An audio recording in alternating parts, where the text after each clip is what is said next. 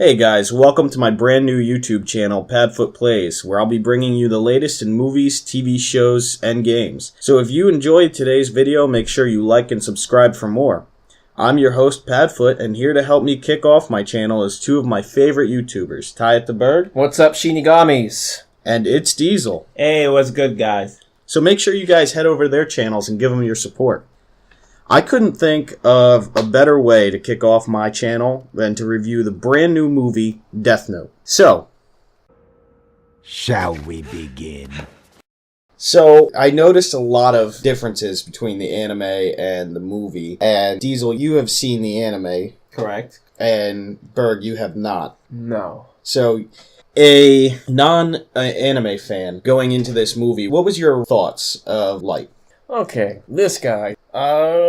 He just seemed like a normal teenager. Didn't know what his intentions were with the thing. Correct. From what you guys told me, in the anime, it sounds like Light wanted to be a cop when he was older. And there's no mention of that in this movie. So, when we see him with the Death Note, Ryuk says to just, look at that bully out the window there. See what you can do if you write his name in there. And he does it. And then the rest of the movie, he just gets kill happy, basically. And look, we know that he is killing people that are bullies, are terrorists, or criminals. But we never really understand why he is doing that. We know they're bad guys. But as you guys said, in the anime, it went deeper with his intentions on all that stuff. Yes, in the anime, Light had the goal of becoming the god of a new world. He wanted to shape the world and not only kill criminals, but eliminate crime altogether. He wanted to assure that the world would become a safe place for people who live honest lives. And I gotta say one thing, that there was that little montage when him and Misa, well, Mia in the movie, Mia. Misa in the anime. Mia in the movie. That when they had that montage, they're killing all these different people, and like You mean their kill sex montage? Yeah. Awful. Yes. The CW moment of the film. We hear Light talking about all his intentions, I guess. Well, I gotta say, did anybody else have a hard time understanding what these people were saying sometimes? Oh, absolutely. Like, it was kind of like hard to hear. Like, I don't know. I don't know. It was just me. Sometimes the dialogue, I couldn't understand what they were saying. The background music drowned out. So during that montage, he was saying important things.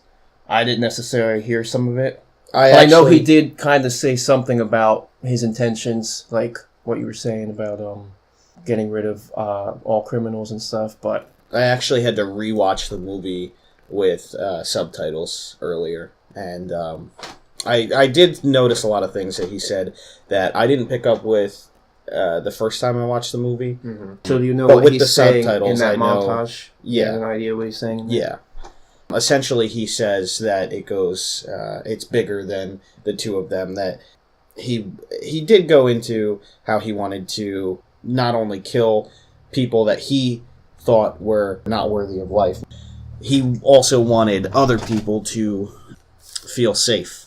He did kind of mention that he wanted to essentially shape the world and make it a better place. But the Light in the anime that we see and this Light that we see in the movie, clearly different in terms of how and why they want to shape the world. Light in the movie does say that he wants to shape the world and make it a better place, and that he wants people not to be afraid of crime and all this, and he wants them to have something to believe in. But in the anime, it goes beyond that, saying that he wants to become the god of the new world. He doesn't it's not just about eradicating crime, it's about ruling over this new world with an iron fist. And that's something they should have said in this movie. It wouldn't have taken more than 15 seconds. And then we would have understood his motivations. Well, honestly, they cut off majority of the good scenes that they should have shown. So I didn't expect them to even keep that in the movie at that point. I don't believe that this Light Turner, I don't believe that he is nearly worthy of becoming a godlike figure as Light Yagami.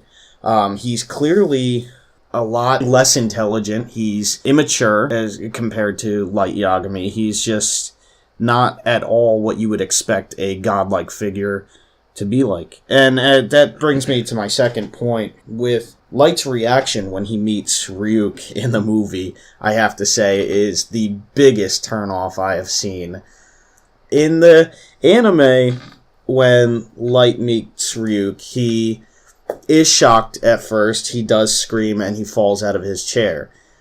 Immediately after, he composes himself, he picks himself back up, and he says to Ryuk, he says, "I've been expecting you." Essentially, he's prepared to die. He doesn't care. He's not afraid of Ryuk.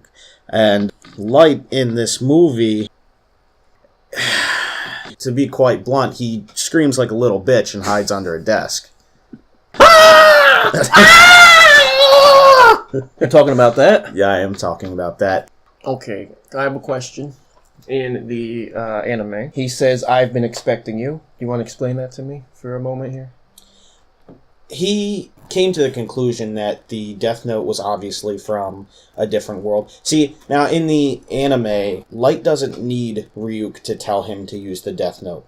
He already has the idea that he wants to use the Death Note. He started off by killing a criminal that was holding people hostage. The same as we actually had the same sort of clip in the movie as well.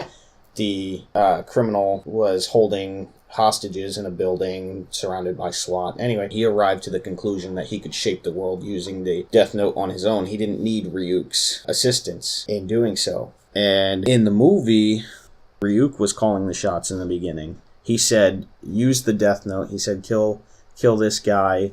He said, explain how you're going to kill him. And he told Light to... He was essentially running the show the entire time. He was calling the shots. I wouldn't say the entire time, but definitely in comparison to the anime, we see a lot less of Ryuk. I have to say that was one of my biggest disappointments with this film, was the lack of Ryuk. Well, in the anime... And I know what they were doing here when they were showing the split-second side shots of him when they're in the Ferris wheel there. They're saving money on the CGI. I know they're doing that because, obviously, if this was a movie with a bigger budget, he would have been in it more, I believe. But you could tell when they only showed, like a second of him in the cart with them and on the Ferris wheel that they're saving money. Yeah, and maybe this should have been picked up by an actual studio. Maybe they would have had more money on it, so we could have seen more of him. Yeah, and I would have loved to see more of Ryuk. I think this movie definitely didn't do Ryuk justice. I did like... Voice acting, very good. Yes, extremely. I pictured the Green Goblin at first. Harry Jane! William Dafoe, I think, did an excellent job playing Ryuk. However, the movie in general didn't do Ryuk justice as far as his character development. He did have some great lines. The Absolutely. shark in the toilet. Absolutely. Shark in the toilet line was hilarious. I gotta say, I LOL'd at that. No comment. I thought it was a fine line. It was nothing. That was funny chiz, man. It was nothing that was going to redeem the movie at that point. Obviously, he was the only. Well, we don't want. There's a few other well. We don't want to crap on this movie. He was really the best well-placed thing in that movie. I agree. And on a that segue. Note, yes. I think we need to talk about this Mia Light situation. Oh, okay. Okay, I agree with you. Can I just say one other strong point about the film before we go into it? Sure, go ahead. Don't raise your hand. This is in class. Keith Stanfield as L thought he was the second bright spot about this movie. His performance. He did it pretty well. Him and Willem Dafoe, best things about this movie. He did pretty well in his role. I have to agree. He just wasn't as formidable as an opponent, which I understand because Light wasn't really as formidable as it was in the anime either. I think everyone was dialed back a little bit. Did we like the scene between them in the restaurant? No, actually, I did not. No? I thought that was actually pretty tense. I thought that Light was way too really confrontational. about it. Yeah. He essentially, if this was the anime, if that had worked, if that would have been a huge point in the anime. Oh, that yeah. would have been a huge. If he huge had thing. done this in the anime, if he had confronted, now in the anime, L does confront Light face to face, and it plays over more so to Light's advantage because Light manages to convince L that he is not Kira. And he manages to eventually become, I don't want to say friends with L. They're not friends, but they do end up working together. He eventually ends up on the Kira case with L, trying to catch Kira, even though he is Kira. But in the movie, I mean, he might as well have had Kira tattooed on his forehead. He might as well have wrote his own name in the Death Note at that point. And that's another point. Thank you for reminding me of that, because, I mean, if we were to sit here and only talk about the differences between the anime and the movie, we would be sitting here all night, because that, I believe they did just a 360 compared to the anime. I think everything the anime had, the movie dropped. And one thing I have to point out from the viewpoint of just an average moviegoer, not from a fan of the anime, is just this huge plot hole at the end. And I know I talked to you about this before, Berg. This was the thing that stuck with me after the credits rolled. Yeah. It was the thing that made me give this film like 2 stars maybe. I thought the film was... No, let me be clear. The acting was bad besides the 2 actors that we mentioned earlier. The romance between Mia and Light was also bad. And... but even with all that nonsense, it was still an enjoyable experience for me until the plot hole happened in the 3rd act, and that is what I thought most about the movie after contemplating it. And yeah, so you can talk about that plot hole. In the scene where you have Mia and Light at the dance, you have Mia talking to Light saying that she wrote his name in the Death Note, and she took the page with Watery's name on it, and she said, you know, give me my book or you'll die at midnight. And he goes and he gets the book, and I mean, the thing that just I don't understand is he could have just taken the page with his name on it and ripped it up. And and wrote her name. And that's what I thought about afterwards. That's really the only thing. And that everything in the 3rd act that happened, the whole thing could have been him. He would have to burn his name. He would have to burn his name. Burn his name. I mean, but but the movie standpoint. But if he truly loved her, I get what you're saying. If he truly loved her, which we saw when he was in the hospital bed, that he did love her. Yeah, which, by the way, let me say that that's another difference between the anime and the movie, is that in the anime he didn't necessarily love Misa. Misa was madly in love with Light, and he essentially used her. He wasn't this little puppy dog following Misa around. It was quite the opposite. Misa, in fact, said, use me. You could even kill me if you want, just as long as I'm useful to you. Yeah. And everything in the 3rd act could have been avoided. Another plot hole that we see is the fact that he writes Mia's name in the notebook, saying that when she grabs the notebook, she'll fall to her death and everything like that. And yeah. I mean, that's kind of like saying that she's going to grab the notebook. You can control someone's actions before they die. And he wrote in there that she would grab the notebook and fall to her death. He knew that she was going to grab the notebook. He wrote it all down. And he's surprised when she grabs the notebook. And he's like, oh, I didn't think you would do it. And then her reaction of getting overly angry about him writing her name in it when she wrote his name in it first was just ridiculous. We can all say that part of the film was probably the worst part. In my opinion. The whole thing about him and her, like when he first told her about the Death Note, that was absolutely retarded. Yeah. For lack of a better word. It was awful.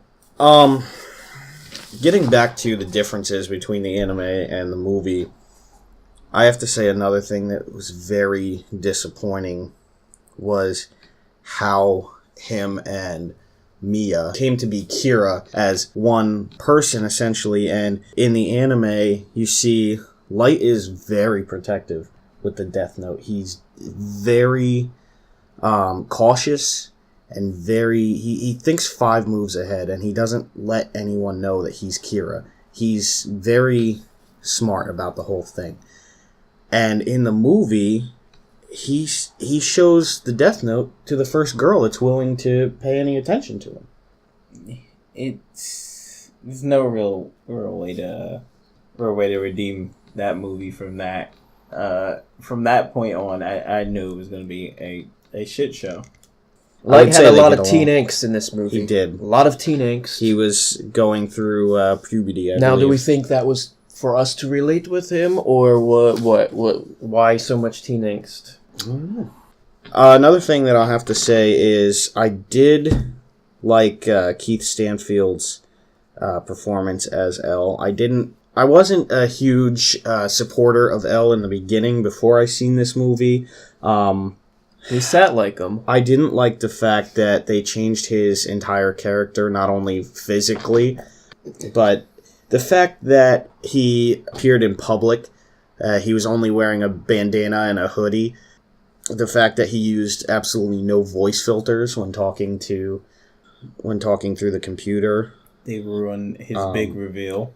His big reveal was essentially just, "Hi, I'm here." Yeah, like he just comes out like a Black Lives Matter protest and just says, oh, Kira's a criminal. Like, okay, and I do have to say on that note though, Keith Stanfield, he did a good job as L. I thought he represented L pretty well. Just the behavior, the way he sat, the way he just little things I noticed. The way he handed James Turner the information that he had on the police department. He just essentially just pinched it, picked it up, and tossed it on the ground in front of him.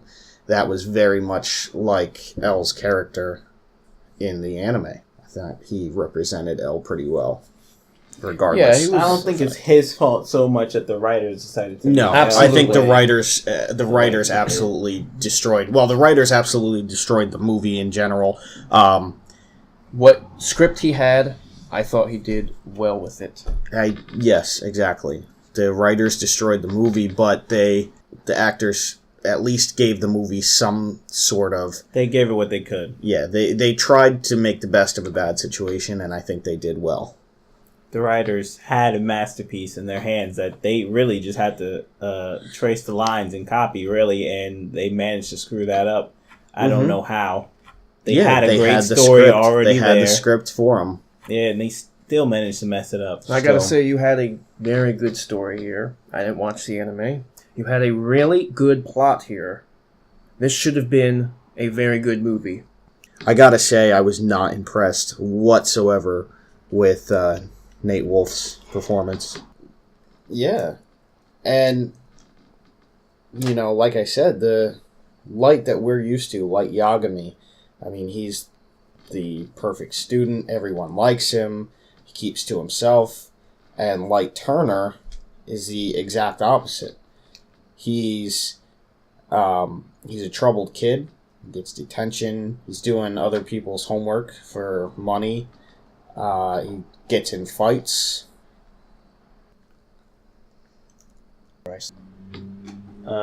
They showed one good scene, I guess, when the guy knocked out L for Light, so Light could get away. Yeah. And he called him Lord Kira, I believe. That was a good scene, but other than that, you really don't see them much. You don't see the supporters too much. Honestly, they show you little cut scenes, but I think you don't really. It doesn't have as big of an influence. I think the why that is. I think it's just because only 100-minute film. Anyway, guys, so that's all the time we have today. So join us in the next video. Say it. Bye.